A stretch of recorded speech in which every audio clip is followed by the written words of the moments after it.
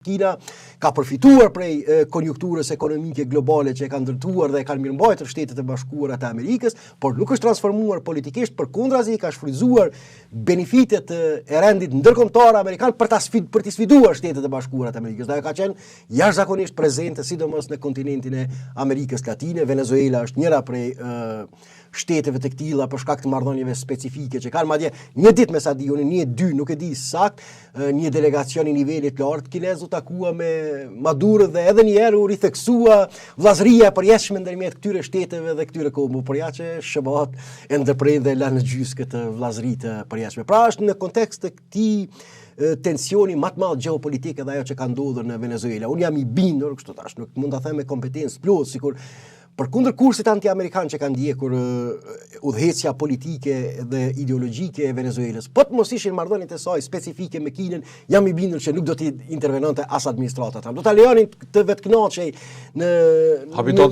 habitatin e saj, mirë po që të mos i krijonte akses, Dhe reagimin Kina pat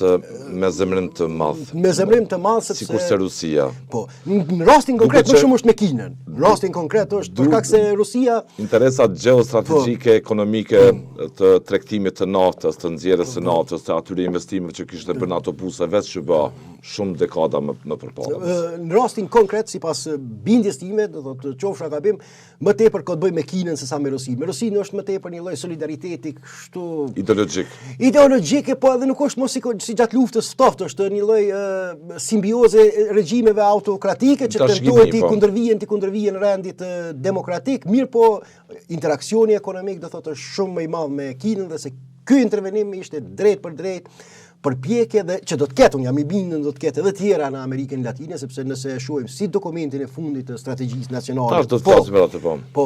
pra do thotë ka të bëjë kryesisht me përpjekje për Kina u godet direkt nga arrestimi i Maduros. Gjë që është paralajmëruar edhe nëse të kujtohet edhe për krizën me kanalin e Panama, sepse prese është rikthyer në pushtet Trumpi 2, i ka bërë qarta objektivat e tij që ajo që quhet si hemisfer perëndimor, do thotë në përgjithësi kontinenti amerikan, do të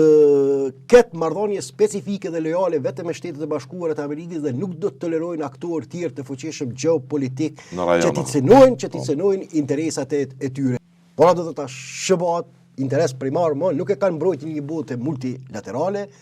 por mbrojtjen dhe garantimin e interesave dhe të sigurisë së tyre nacionale dhe specifikisht për të penguar çdo interferime, çdo intervenime, çdo depërtim ekonomik, politik, ideologjik dhe kulturor të vendeve si Kina e Rusia, më pak, pra po them, sepse Rusia nuk është që është në kuptimin e shkëmbimit të armatimeve, por jo si prezencë ekonomike, si investim